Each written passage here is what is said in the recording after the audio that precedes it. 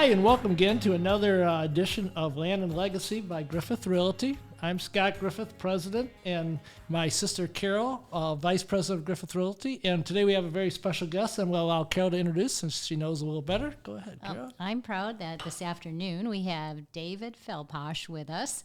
He is the director of the Livingston County EMS. He's been with Livingston County for 2.5 years, and we are blessed to have him as director of a very, very important department, but you're more than a department. We all depend on you in Livingston County.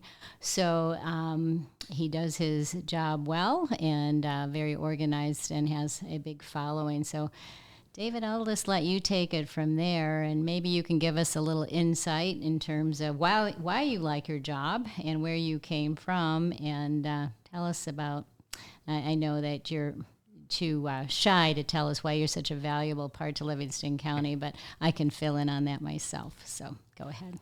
Okay, well, I've been with Livingston County for 2.5 years. I came here as the director of EMS for Montcalm County, where I was for 27 years.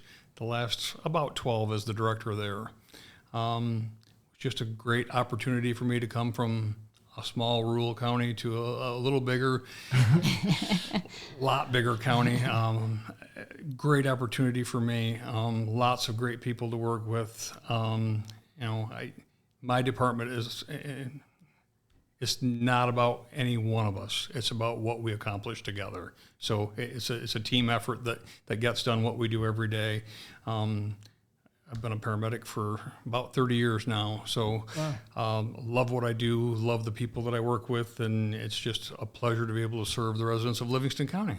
So I think as a whole, and maybe I'm wrong, people take it for granted that when they pick up the phone and they call, they expect an ambulance to show up, and it's just sort of like it becomes part of the fabric of how they just think the world operates. They don't understand it's a little more elaborate than that. You and I had a brief conversation even before this that I brought up that I've heard so much about private EMSs versus, well, in our case, a county EMS. So elaborate a little bit more. So in our state, we have both. Is that right? Yes. Primarily, most of the EMS in the state of Michigan has transitioned to either private, nonprofit, or for-profit. There are still a handful of counties that have hung on to their municipal EMS systems. I've been in municipal EMS all but except for the first 6 months of my career. I just found that it was a better home for me. Municipal EMS has a much stronger focus on taking care of their people, and by their people, they literally draw a line around the county, and it's not that the people on the other side of the line don't matter, but these are the people that it's my job to protect, and we take that very seriously, and it becomes very personal to us, where in the private world, there are other focuses and influences, and I don't want to get into talking bad about anybody, but that affect their decision-making, where our decisions always are about how do we best serve the people of the county? Well, and even to the point, and I had this thought process, and you, I think, agreed, is that if it's a private EMS that's, say, tied to a single hospital, the alternatives of where you're going to go should there be an emergency is down to one. You're going to wherever that EMS is from. I believe. Tell me if I'm hurt in an auto accident here in Livingston County, how do you decide where I'm going to get treated, or how I just decide it? I don't know. Yeah. The other great portion about us is our medical control authority, and we're combined with Washtenaw and Livingston County, so we share a medical control authority. Our medical director, Dr. Nomeyer, is very, very persistent on our destination protocols, and the number one destination determination is patient choice. Now, there are a few instances where we won't take you to your first choice. If you're critically ill or injured and there's a specific resource that you need, then we're going to take you to that specific resource. I see. But as long as you're reasonably medically stable, you get to go to the destination of your choice. Now, we're going to have to talk if somebody wants to go to, Orlando, Florida, right? I mean, yeah, I get it. There's a certain amount of reason in there, but, it's an emergency, so you should really be getting someplace soon. Right. So yeah. Within the southeast Michigan area, even into central Michigan, I mean, wow. Portions of our county, it's closer to get to Lansing. And again, a lot of times health insurance is tied to systems, so where you work kind of determines where you get your best health care. So I'll be darned. Yeah, I had heard that was you get asked that question, but I wasn't positive how that works. So yeah, so that makes sense. And I suppose if a person's not in a position to be able to make a decision, you all have protocols for how it's going to, probably the closest place you can get them treated, I assume, but what do I know? So yeah, so that's interesting. That's very interesting. And so to the degree that we are a county EMS system, it begets how you get paid and how does the EMS get funded, and I'm sure nobody knows that because it's not one of those questions you ask yourself. So kind of walk us through the process. So we have a mixed funding in Livingston County, and it's very typical of other municipals. So about 80% of our revenue comes from fee-for-service. The other 20% is some contracted services, and we have a millage in Livingston County. I've pointed out to lots of people here lately that our millage is the second lowest in the state of Michigan of any municipality, and probably should be looked at. Sure. That wasn't even something that Dave made up. It came from a study the commissioners ordered from PFM, came in and did an audit on us and looked at a lot of things. The level of service we're allowed to provide is dictated by the funding available to us. Sure. The fee-for-service part is very fixed because we only get so much. The majority of our patients are Medicare patients, so what the federal government pays us is a fixed rate. That probably covers the cost of the service, but it doesn't make services available at a high enough level. Sure. So they don't necessarily care. They care about covering the cost, not necessarily about the response time to get to you. So if we want to increase that level of service, which I really do want to do, that's going to take more money. And I've joked several times that millage is a 4-letter word to the commissioners in Montcalm County, and I understand. Nobody likes more taxes, but we have to trust the people and let them vote for the services that they think are most important to them. And sure. If they want a higher level of service, who are we to say you can't have a tax to get it? Right. I will say, though, back to my problem that I mentioned at the beginning, the taking for granted. Sometimes we don't know what the services we aren't getting are, because unless you've had to have the service, you don't even know what you're not getting a service for, right? So there's a challenge, I'm sure, in your world trying to show what you can deliver, right?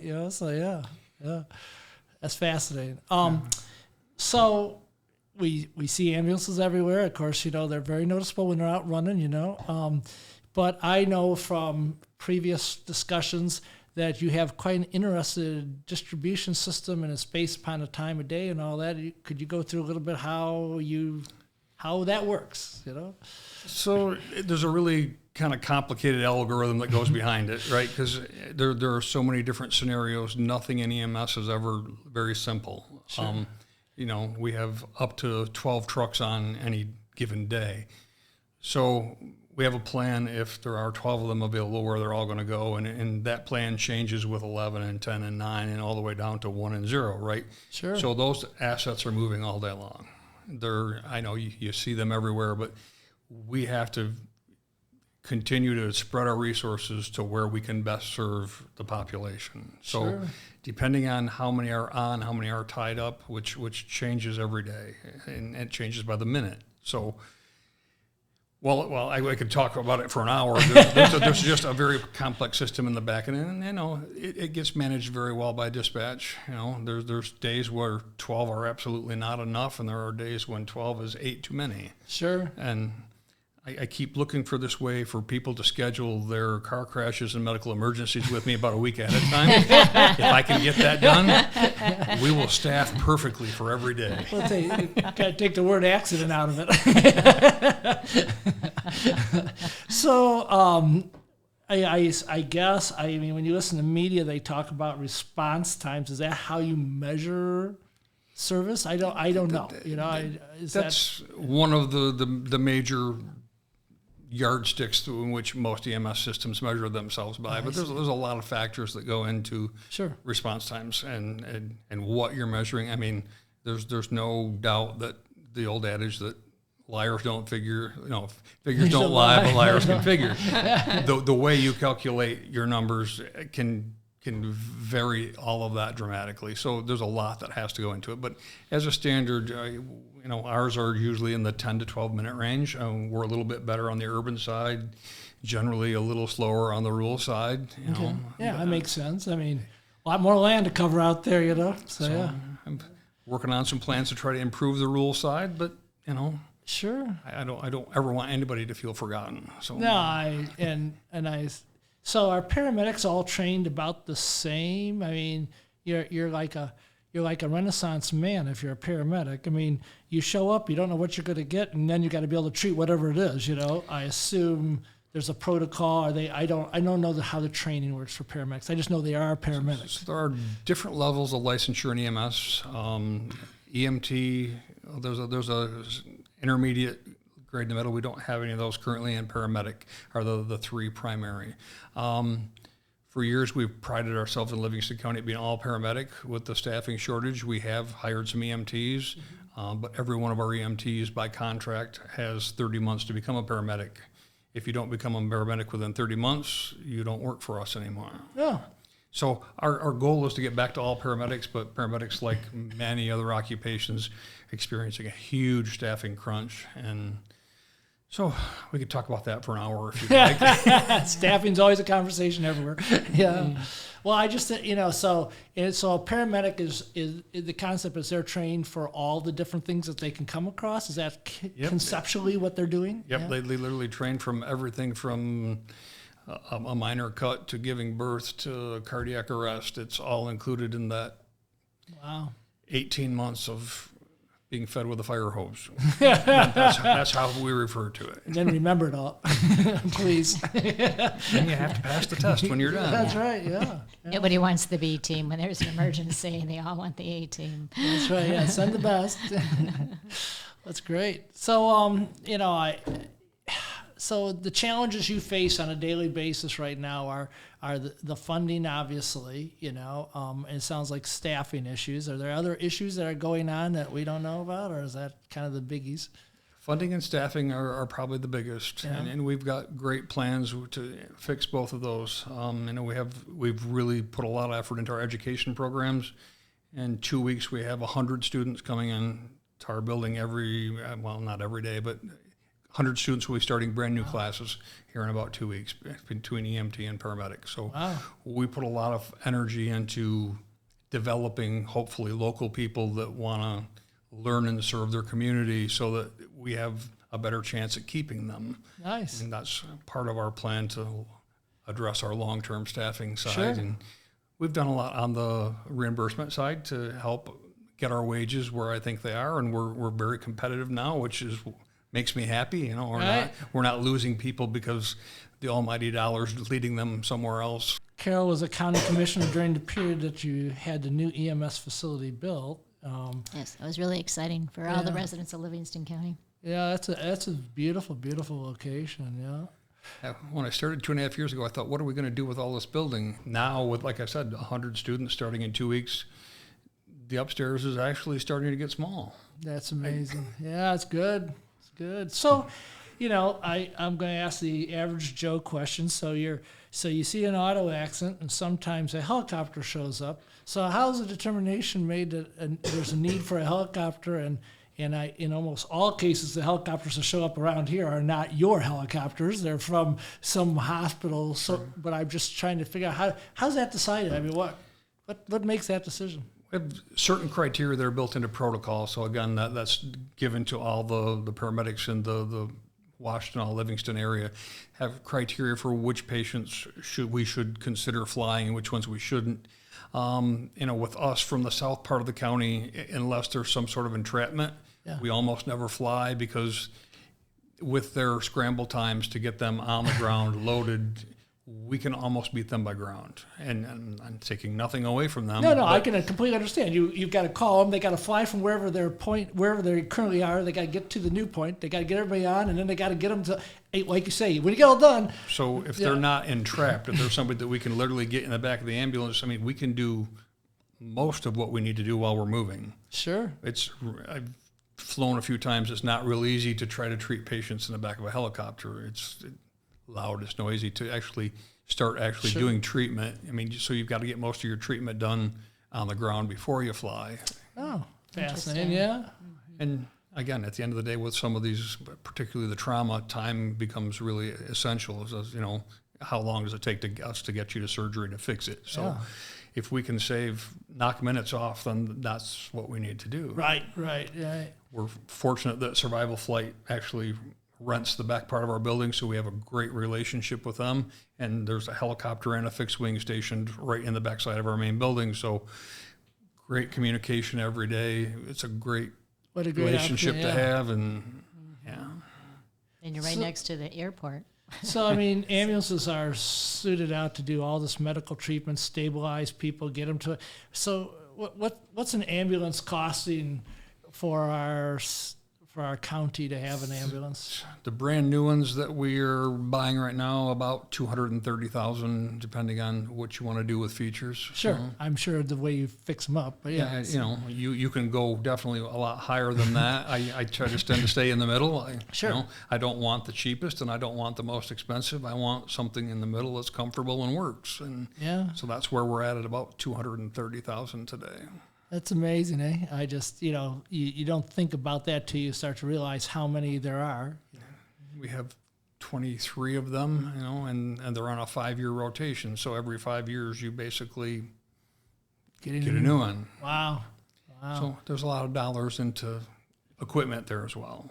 And I know your equipment changes too as Sure. the population changes. We've talked about this before.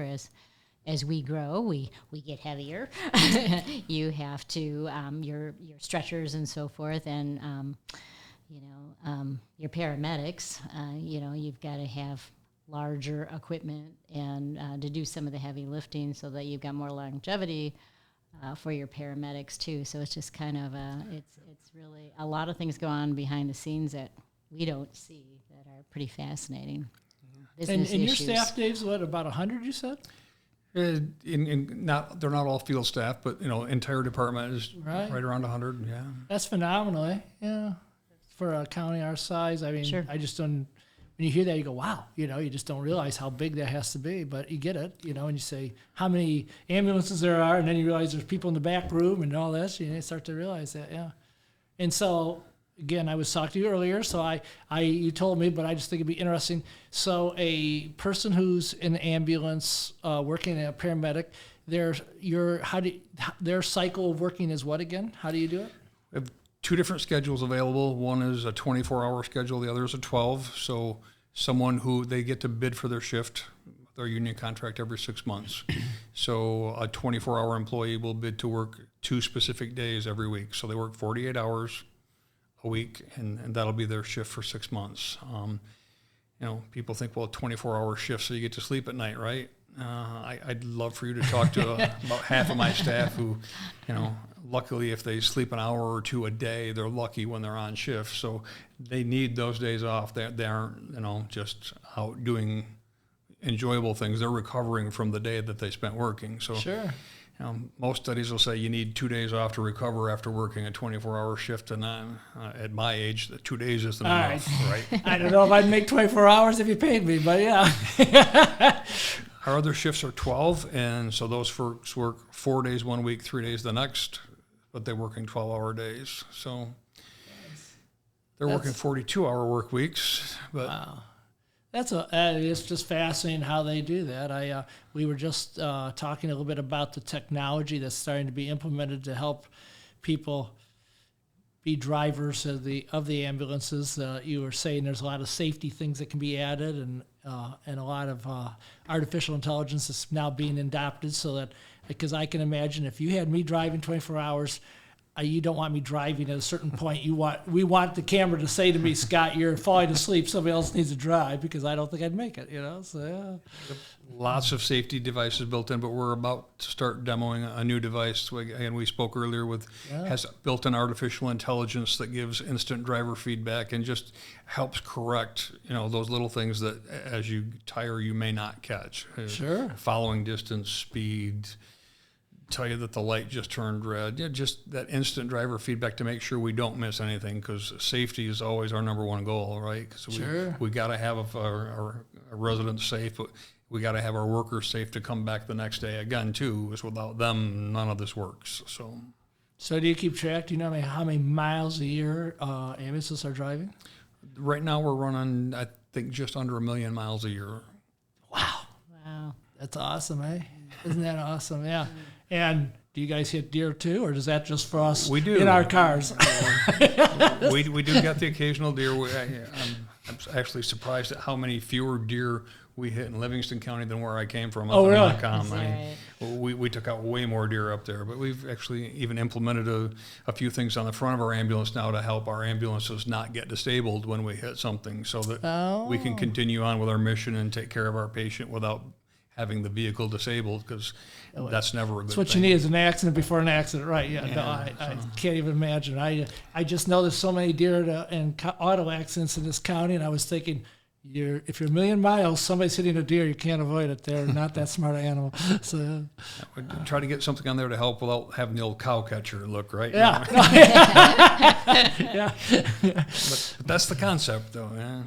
We want to keep moving. So. Oh, that's great. Well, I mean, I know I'm very appreciative of the fact that we have such it's so core to this, to having a great community, to have a good emergency medical service system. I mean, most people, as I say, take it for granted, but taking it for granted when it's really good is really great. You know what I mean? It makes it's a whole lot different world, right? You know, so I can't tell you how appreciative we are. I know Carol talks about what the EMS does all the time, and because she gets the reports and knows, and I'm always impressed to hear it myself. So welcome to Livingston County. You don't get to be the new guy too much longer here. You know, you've been here too long. But we really appreciate everything you're doing here. I really do. Is there anything else that we should know that we haven't? The other one great thing, if I can just throw in real quick about Livingston County, is the relationships from other places that I've been. You know, with Central Dispatch, with fire departments, with every department that I've had to interact with, it's been so positive. You know, nice. It just seems there's never competition here. We're not out to see who can outdo each other. We're all out here to get a job done, and everybody works together. I can't say enough about the collaboration that I've seen since I've been here. It's just been amazing. Isn't that wonderful? That's great. Yeah. I mean, we're blessed to have such a good EMS, and we're also then blessed to have everybody work so well together to stay focused on what's important, right? You know, so yeah. Truly a team. It really is. Well, we really appreciate you being our guest today. You know, and anytime, it's my pleasure. And thanks, Dave. And again, this has been another edition of Land and Legacy by Griffith Realty.